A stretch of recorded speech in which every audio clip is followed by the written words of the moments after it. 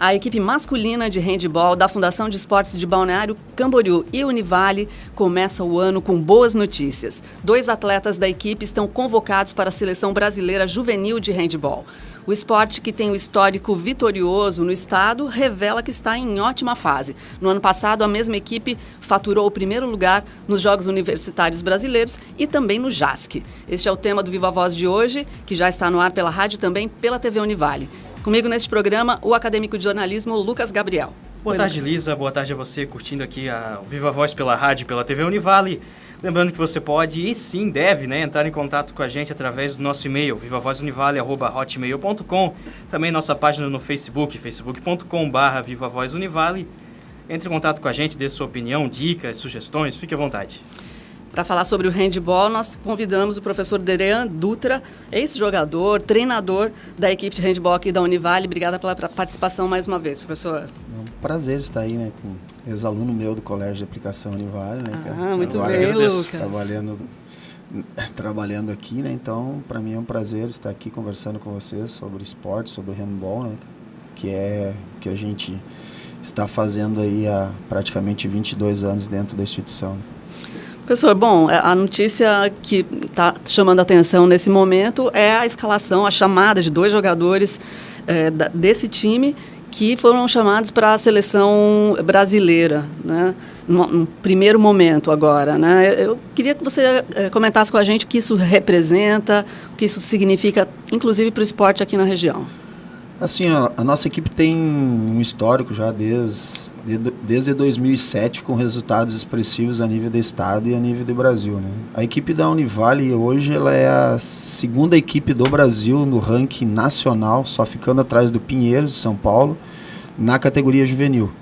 Então hoje, a nível de ranqueamento da Confederação Brasileira de Handebol, nós estamos só atrás do Pinheiros. No ano passado a gente foi vice-campeão brasileiro juvenil, ganhamos os joguinhos, ganhamos o estadual juvenil e ganhamos jogos abertos e fomos campeões do JUCS, Jogos Universitários Catarinense, e fomos para o JUBES, que é os Jogos Universitários Brasileiros, representando Santa Catarina, onde a gente foi campeão. E no final do ano fomos campeões do JASC, né? Então, assim, tu sempre ter atleta de categoria de base em seleção brasileira é importante. Por quê? Porque aqueles outros que vêm se motivam. Então, na grande da verdade, não deixa de ser um espelho, né? E os resultados bons no adulto também é um espelho. Por quê? Porque esses meninos que vêm da categoria de base têm por objetivo chegar dentro daquela equipe adulta, porque é uma equipe que tem uma expressão tanto a nível estadual quanto a nível nacional. André, eu não posso deixar de perguntar, você quando começou a treinar a equipe de handebol e até agora, assim, como você avalia o progresso dessa equipe? Já deu para ver que tem talentos, que é uma equipe consagrada, mas como você avalia esse desempenho? Foi bem progressivo? Cara, na grande da verdade, né, nós somos bicampeão do JASC, né? Algumas pessoas, né, na história de Balneário Camboriú, em 50 anos da história de Balneário Camboriú, nunca uma modalidade coletiva ganhou o JASC. Tanto que a gente foi homenageado... nenhuma outra categoria. Uau. Então, desde a existência de Balneário Camboriú, em 50 anos da sua existência, entendeu? Nós somos a única modalidade coletiva que conseguiu ganhar um JASC. E, inclusive, fomos homenageados na Câmara de Vereadores o ano passado, porque bem no dia da sessão da Câmara de Vereadores estava sendo a final do JASC. Então, inclusive, os vereadores acompanhavam através do rádio, né, a final contra Itajaí. Então, assim, esta relação de evolução, ela vai existindo. Só que ela não vai na mesma premissa da estrutura como equipe, entendeu? Então, a gente tem muitas deficiências ainda como estrutura de equipe. Tu vai perguntar, mas os resultados são bem expressivos. São bem expressivos. Só que esse trabalho, ele não começou agora. Tu entendeu? Esse trabalho são os meninos que começaram comigo há 10 anos atrás dentro do colégio de aplicação. Entendeu? Então, quando esses meninos tinham 12 anos, 13 anos, hoje eles têm 23. E a estrutura nossa ainda, ela é muito pequena ainda. Tanto que os meninos trabalham de dia, estudam à noite e nós treinamos das 10h30 à meia-noite. André? Então, isso é uma piada, né? Tu ganhar um JASC nessa estrutura. Só que assim, é um tempo junto, entendeu? Então, esses meninos são como se fossem irmãos, né, cara? Os caras estão desde a 4ª série aí, né, cara? Bacana, ensino fundamental juntos, né? Hoje tem 3 ou 4 que já se formaram, né? Então, trabalho, né? Alguns estão fazendo pós-graduação. Então, A gente ainda não tem a estrutura ideal, mas a gente está sempre correndo atrás. A gente tem uma estrutura da universidade, com algumas bolsas, ainda que não são umas bolsas que realmente se tornam muito atrativas. Temos o apoio da universidade para alguns eventos, com algumas horas para o professor, o ginásio, bolas, coisa e tal. Mas assim, é muito abaixo dos resultados, a nível de expressão, né, dos resultados que a gente atinge. Adriano, eu quero aproveitar, já que você citou aí do treino, que é num horário um tanto diferenciado, como é que é a rotina de treinamento dos atletas? Assim, ó, a grande maioria dos meninos cadetes e juvenis são 16 a 18 anos. Cadete é 15, 16 anos, juvenil 17 e 18 anos. E depois para cima é adulto. Então a rotina dos meninos cadetes e juvenis, eles treinam todos os dias, de segunda a sábado, sendo que o primeiro horário da tarde é a musculação, o segundo horário da tarde é o trabalho com bola, das 13h30 às 5h30. E aqueles juvenis, que nem a gente estava comentando, esses que tem nível de seleção brasileira, ou tipo assim, os 5, 6 melhores, eles completam no treino da noite com o adulto. Então tem atletas juvenil que treinam 3 períodos durante o dia. Eles estudam de manhã, treinam musculação 1h30 às 3h30, depois das 3h30 às 5h30 com bola e voltam a treinar das 10h30 à meia-noite e meia. Já os meninos adultos já não têm essa possibilidade, entendeu? Aí tu até vai perguntar, pô, Deus, os cadetes juvenis, os caras treinam todos os dias, e o adulto não. Porque é humanamente impossível. Fisicamente tu não consegue exigir de um cara trabalhar todos os dias de manhã e de tarde, estudar todos os dias à noite, e o Dre vir tirar o couro do cara das 10h30 à meia-noite.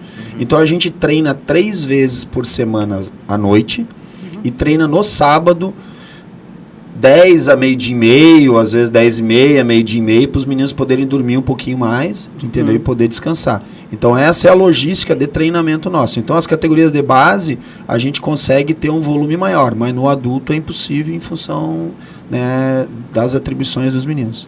Adriano, e como esses meninos chegam para o handball? Vocês fazem seleção, vocês vão às escolas, como é que funciona aquela que a gente vê, né, em relação ao futebol, muito disso, o olheiro que descobre os talentos, como é que acontece assim, isso no handball? A gente tem alguns meninos que são de fora, que eles vieram para cá, tem meninos aí que já estão com nós aí há 3, 4 anos, entendeu? E a gente fica correndo atrás, na grande da verdade eu comento, né, nós corremos atrás de um prato de comida, né, para poder ajudar esses meninos, né? Entendeu? A nível de universidade, o objetivo, né? Inclusive eu estava até conversando essa semana passada com o professor Sequinel, falei com o professor Mário, né? É que a gente é muito duro nas exigências com eles relacionadas ao estudo. Entendeu? Então, por exemplo, assim, a gente não quer que nenhum menino que esteja em época de faculdade esteja só treinando. A gente exige que ele esteja em faculdade. Só que ainda a gente tem que ter um projeto esportivo dentro da instituição que a gente consiga melhorar isso. Porque senão a minha cobrança ela passa a ser incoerente. Eu estou cobrando da Lisa e do Lucas que eles estudem e eu não dou uma condição básica para eles estudarem. Então a gente precisa melhorar essa política esportiva institucional para essa cobrança minha realmente ela ser verdadeira. Tu entendeu? Mas praticamente hoje, dos meninos que estão aptos a fazerem faculdade, quase que 90% deles estão fazendo a faculdade. Tá? Então, eles são encaminhados para isso. A tendência de vir mais gente, se tu pegar, cara, o meu WhatsApp ali, tu vai ver 6, 7 mensagens de meninos de fora do estado querendo vir jogar aqui por um prato de comida e moradia. Cara, mas eu não tenho prato de comida para os meus, como é que eu vou trazer mais gente? Mas então significa que tem muito talento jogando aqui no estado? Assim, ou tem muita gente de fora? O que eu te digo assim, ó, é que a modalidade é uma modalidade que ela está em ascensão, coisa e tal, mas ela tem muitas dificuldades ainda. Entendeu? A maioria dos clubes a nível nacional tem muitas dificuldades. Pouco atrativo ainda. E como a gente é uma equipe que tem bons resultados nas categorias de base até o adulto, esses meninos olham para nossa equipe, né, como, pô, lá seria legal se eu fosse para lá. Entendi. Tu entendeu? Só que assim, nós não temos estrutura para isso. Tu entendeu? Porque a gente não consegue manter o básico nosso. Se eu tivesse estrutura para isso, é que nem eu disse para os guris, meu Deus, cara, era passar o rodo, né, cara, de frente e de trás, porque, né, o volume de gente boa querendo vir é grande. A gente tem dificuldades com os pequenininhos. Os meninos de 10 a 14 anos, que daí é um outro momento que eu falei pro Lucas aí, que a gente tem um projeto aprovado no governo federal agora de polos de handball. Que daí a gente vai conseguir melhorar essa relação, porque tu não tem horário para tudo isso. Entendi, para formar mesmo. Para formar isso meninos, em escolas públicas. Legal. E hoje o grande pool da brincadeira, né, está dentro da escola pública. É um menino que não tem condições financeiras e que ele vai dar um gás para ganhar uma camiseta. Entendeu? Ele vai dar um gás para ir para a competição. Tu entendeu? Por quê? Porque a gente vai muito para isso. Isso a Fundação de Balneário Camboriú, cara, eles têm uma política de dar oportunidade para todas as modalidades. Eu acho que é uma das prefeituras que mais ajuda todo o esporte de balneário para ir para a competição. Tu é do taekwondo, tu vai. Tu é do judô, tu vai. Tu é do handball, tu vai. Tu é do basquete, tu vai. Tu entendeu? Os resultados não são os mesmos, mas ele oportuniza para todo mundo. Então, tu vai para todos os eventos a nível estadual que tu necessita, entendeu? Bacana. Adriano, você no papel também de professor de educação física, trabalha com isso intensamente. O que falta para investimento, às vezes, nas escolas com o esporte? Às vezes é o governo que meio que não se interessa muito, ou às vezes é uma administração, às vezes qual é o problema? Que às vezes tem lugar que é muito bom e tem lugar que o esporte fica um pouco de lado. Assim, ó, cara, dentro das escolas, cara, as escolas municipais e estaduais praticamente é quase nada. Tu entendeu? Então, o governo estadual e governo municipal dá muito pouca atenção para isso, tá? Aí nós vamos entrar para o outro parâmetro, que é o governo federal. Então, tem projeto segundo tempo, coisa e tal. Cara, sinto muito te dizer que esse projeto aí, entendeu? Dentro das bases que ele foi proposto, não está atingindo os objetivos. Tá, entendeu? Então tu vê muito pouca gente saindo desse projeto no segundo tempo. Então, se a relação era mais social, ela não acontece, e se ela era para formar atleta, ela não acontece. Da forma com que está acontecendo, ela não acontece. Mas qual que é o problema específico ali? Cara, o problema eu acho, de foco para aquilo que se está fazendo. Então, na verdade, tu não faz nenhum e não faz nem outro. Entendeu? Então, para mim, se fechar, não teria, entendeu? Não vai mudar. É lógico que daí tu vai mexer, né? Na grande da verdade, hoje tu mexe com profissionais. Então, são profissionais da educação física que, de repente, ficariam sem emprego, coisa e tal, entendeu? Então, é uma coisa ruim, assim, entendeu? Mas eu acho que a gente teria que rever esse projeto. Não que o projeto em si seja ruim, mas da forma como ele está sendo conduzido, tu entendeu? Não ajuda em nada. Dentro das escolas particulares, um grande número de escolas favorece isso. Então, por exemplo, o Colégio de Aplicação da Univale, ele favorece, ele dá uma carga horária para professor, bola, material, bolsa de estudo dentro do colégio. Colégio Faial, a mesma coisa, falando aqui, né, cara? Colégio de Aplicação de Balneário também, Salesiano, São José, Unificado. Então, tu tem uma estrutura dentro das escolas particulares que favorece, entendeu? Tu tem uma competição a nível escolar, que é os Jogos Escolares de Itajaí e os Jogos Escolares de Balneário Camboriú, que também favorece isso, entendeu? Mas se tu fizer uma pergunta assim, ó, Adriano, um nível muito abaixo do que poderia estar. Agora, o esporte mesmo, né? O handball como modalidade esportiva, você vê que existe uma vivência, uma experiência bacana nas escolas aqui na nossa região? Você vê isso acontecer? Assim, ó, nas escolas essas particulares que eu te digo, tem um trabalho bom, entendeu? Tem profissionais bons trabalhando, tu entendeu? E tem uma competitividade. Agora, se tu vai perguntar o volume de atletas, cara, cada vez menos. Tu entendeu? Porque os atrativos são menores. Tu entendeu? Não vai querer que o Lucas vá lá treinar com o Adriano, tirando o couro dele todos os dias à tarde. Se ele tem um iPhone, um iPad, entendeu? Outros interesses. Um Xbox para ele brincar, tu entendeu? Então, assim, o cara tem que ter um foco muito grande, entendeu? Ele tem que ter uma família por trás que, de repente, apoie ele, tá? Porque se tu deixar o sistema engole ele pro lado contrário. O sistema não deixa ele ir pro lado do esporte. Então, a maior dificuldade hoje é essa. Esse é o objetivo da gente colocar o projeto de escolinhas de handball em escolas públicas, porque de repente esse menino da escola pública ele tem um foco diferente do que o menino da escola particular, tu entendeu? Então de repente a gente consegue ter um volume maior de criança. Hoje os atletas de categoria de base de balneário nosso, praticamente 90% deles são de escolas públicas, tu entendeu? E daí o perfil é gigante, cara, tanto que os caras estão treinando desde o dia 12 de janeiro na praia. Forte. Adrian, vamos fazer um intervalinho, mas já voltamos a falar sobre handball aqui na região com o professor Adrian Dutra, que é treinador da equipe de handball aqui da Univale. Já estamos de volta. Hoje nosso convidado é o professor Adrian Dutra, treinador da equipe de handball aqui da Univale. Muito bem, Adrian. Eu queria que você contasse agora pra gente a sua experiência com o esporte, como, além de ser professor, de ser professor de educação física, como você começou como atleta, mesmo as suas experiências, a gente sabe que é interessante, acho que o ouvinte vai gostar. Sim. Eu comecei na Universidade Federal de Santa Maria, né? Tinha um clube lá antes, que era o Corinthians, e depois da idade juvenil tu ia para a Associação Desportiva da Universidade Federal de Santa Maria. Então a minha carreira começou lá. Então várias vezes campeão brasileiro, sul-americano pelo clube, né? E aí tive, eu acho que 4 convocações das seleções brasileiras juvenil e júnior, e depois fiquei, eu acho que durante 8 ou 9 anos em seleção brasileira adulta.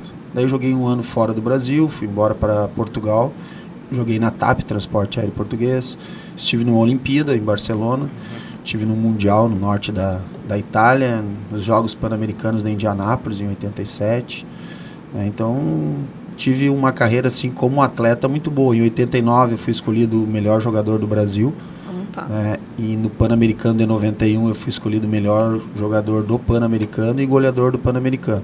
Isso que me deu a oportunidade de eu ir jogar fora do Brasil.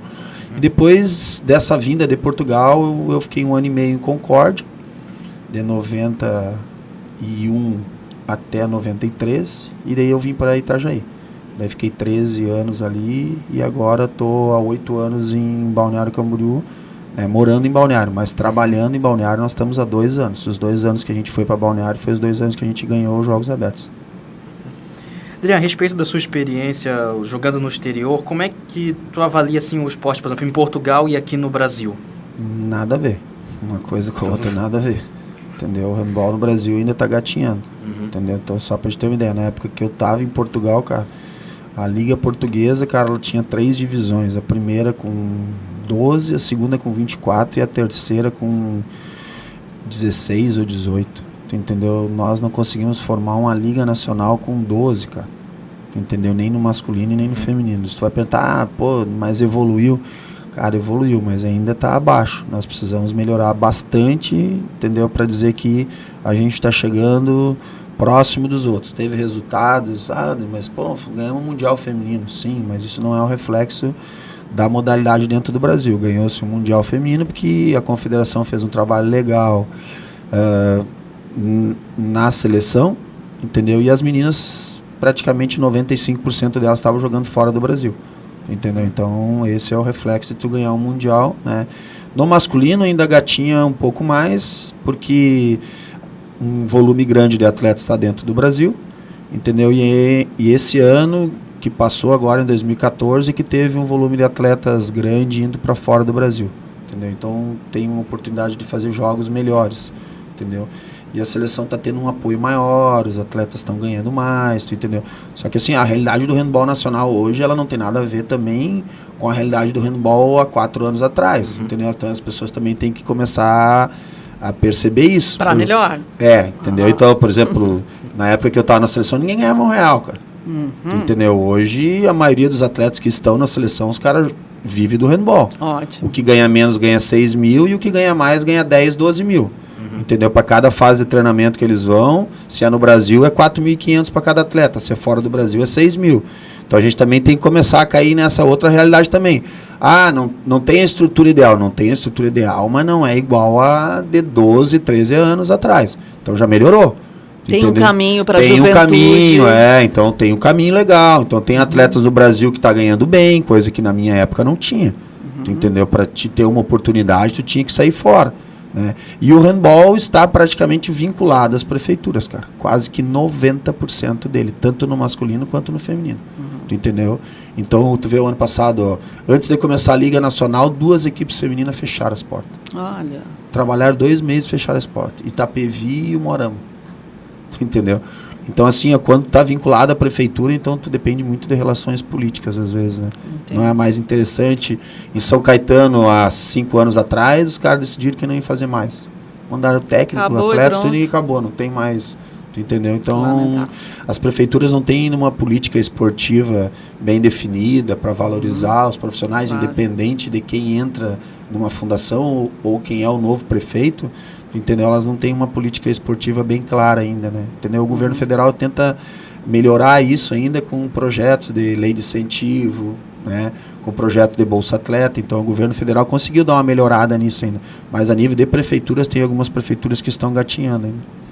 Adriana, e Olimpíadas, diante desse cenário todo que você está construindo aí para a gente entender o handball aqui no Brasil, quais as expectativas que você tem? Assim, ó, cara, eu sou extremamente contra, entendeu, a vinda disso. Só que daí, ao mesmo tempo que tu é contra a vinda, depois que ele veio, tu tem que tentar fazer bem feito. Então não adianta tu ficar tocando no pau, né, cara, uma coisa que já está aqui. Porque daí, na grande da verdade, não tem como a gente se esconder. Nós todos somos brasileiros e, né, sabe, a Copa do Mundo, eu achei horrível. A Copa do Mundo vem pro Brasil porque não tinha estrutura, mas já que veio, não adianta ficar jogando pedra nos caras agora, entendeu? Então a gente, como povo, tem que participar de uma forma que a gente consiga mostrar lá fora que a gente tem competência de se fazer. E o handball? O handball, cara, assim, ó, o feminino eu acho que tá encaminhado, entendeu? Né? Vamos ver agora nos próximos eventos, os eventos que vai acontecer agora. E o masculino está tentando se estruturar, cara. Entendeu? Só que ainda o masculino tem mais dificuldades ainda. Entendeu? Por que você fala isso? Que é o masculino? O masculino tem mais dificuldades porque, tipo assim, ó, as meninas elas estão praticamente quase que 100% das meninas fora do Brasil. Tu entendeu? E os resultados delas também foram importantes porque praticamente 70% das meninas jogavam no mesmo clube. Então tu só puxou o clube para dentro da seleção. E no masculino já é mais difícil, porque tá pulverizado, um joga no clube, outro joga no outro, tu entendeu? E daí quando tu concentra, tu tem 15 dias para trabalhar, tu entendeu? Daí é muito pouco tempo para te organizar essas coisas pulverizadas. Mesmo a gente sabendo, né, que os atletas têm uma condição de grana razoável já, né, que tem um técnico de fora que está tentando organizar isso, mas se torna mais difícil, né? E a premissa para mim, cara, é resultado, ele está diretamente ligado ao que tu tem de trabalho dentro, tu entendeu? Então, como a gente não conseguiu melhorar o trabalho dentro ainda, tu entendeu? Dentro que eu digo é clube, cara. Como é que tu vai, né, colocar atletas de alto nível numa seleção brasileira se os clubes estão tudo quebrados, cara? Tu entendeu? Não tem como. Tu entendeu? Se o Dre tá lá correndo atrás do Marmitex, entendeu? Se a Lisa tá lá correndo atrás de um lugar para os meninos morar, se o Lucas tá lá correndo atrás de uma bolsa de estudo um pouquinho melhor, tu entendeu? Então não é assim que se faz esporte, cara. Esse esporte de qualidade. Vai lá nos Estados Unidos ver se os caras fazem esporte universitário assim. De jeito nenhum, cara. Tu entendeu? Então é esse tipo de coisa que eu digo que tem que melhorar. O reflexo de uma Olimpíada é o que tu faz no trabalho de base. Daí tu vai perguntar, sim, André, mas aí não tem... Cara, claro que tem. Tu tem modalidades que os caras estão organizados. Tu entendeu? Só que essa organização não começou por causa da Olimpíada agora. Essa organização já começou há 6 anos, 7 anos, 8 anos atrás. Agora, será que o fato da gente ter as Olimpíadas daqui a pouquinho não pode estimular essa organização de várias modalidades, inclusive do handball? O que você pensa? Essa é a expectativa de todos. Entendeu? Mas por enquanto você não está vendo isso acontecer. Por enquanto ainda não me veio à luz ainda, né, cara? Tu entendeu? Por quê? Porque quando tu tem uma Olimpíada em 2016 no Brasil, tu teria que ter em 2014 e 2015 eventos a nível nacional com uma qualidade maior. Tu entendeu?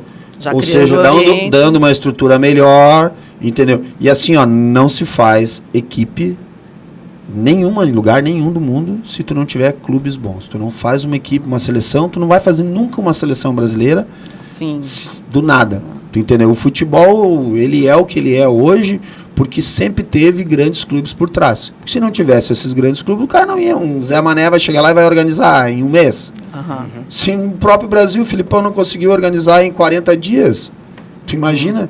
Tu entendeu? E é dinheiro, que o futebol envolve dinheiro. Claro. Tu entendeu? Tu imagina outras modalidades aí que os caras estão correndo atrás de um prato de comida, de uma bolsa de estudo, tu entendeu? Então assim, ó, tu ter resultado forte lá em cima é tu organizar a tua estrutura de clube.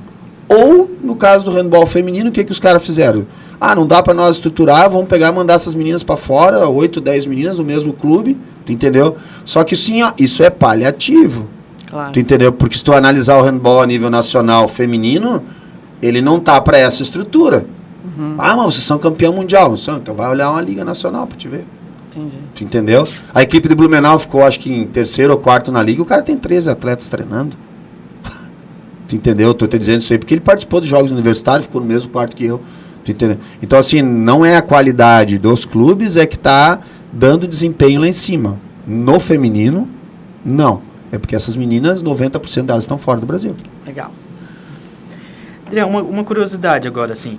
Por exemplo, você dando uma aula de educação física com algumas crianças ali, dá para você dizer, tipo, essa aqui tem um potencial para o handebol, tem um diferencial, o atleta do handebol, assim, visível? Assim, ó, Lucas, para quem mexe com a modalidade, tá, tu consegue visualizar isso. Tá? Então, quem mexe com a modalidade, tu consegue visualizar isso. Então, por exemplo, assim, ó, eu consegui tirar um dos melhores atletas meu dentro de uma aula de educação física, que nem era eu que dava aula para ele. Eu estava na sala de musculação, trabalhando e olhando a aula de educação física. Daí, quando o professor deu o jogo, eu olhei o menino jogando, que ele nunca tinha jogado, e disse, cara, esse cara tem um perfil para jogar handball. Não queria nada com nada, andava com skate, né, caindo para lá e para cá, estourando os cotovelos e joelho. E conseguimos, os meninos da turma que jogavam handball comigo, conseguiram, né, convencer ele a vir a treinar. E foi um dos melhores ponta esquerda que a gente teve aí, entendeu? Não continuou jogando por esses fatores que eu coloquei para vocês. Precisava trabalhar, estudar, e daí o trabalho dele estava sugando muito ele. Então, até o ano retrasado, 2013, ele vinha treinar 1 vez, 2 vezes por semana, conseguiu jogar. Só que o ano passado não deu. Adriano, a gente está indo para o finalzinho, vamos voltar para o time da Univale, quais são os próximos jogos? Fala um pouquinho rápido aí para a gente desse calendário agora. Assim, olha, a gente tem expectativa esse ano de participar do Brasileiro Juvenil, que a gente provavelmente vai tentar organizar em Balneário Camboriú de novo esse ano. Ano passado a gente foi vice-campeão brasileiro, né? Temos OLESC, joguinhos e jogos abertos. Os 2 estaduais, cadete e juvenil, né? Estamos com uma expectativa da Liga Nacional, né? Vamos esperar o que a Confederação banca de estrutura para isso, né? E no mais, cara, são os eventos de Sport aí, né, cara? OLESC, joguinhos e jogos abertos, que é o que move praticamente todas as equipes do estado, entendeu? Perdemos 1 ou 2 atletas, né? Porque não tem como, né? Com a estrutura que a gente tem, né? Estamos conseguindo trazer 1 ou 2 aí para tentar sanar, né? Mas é muito difícil. Mas sempre somos competitivos. Isso é uma coisa que tem que ficar bem claro. Independente da estrutura e aonde a gente está, a gente sempre é competitivo.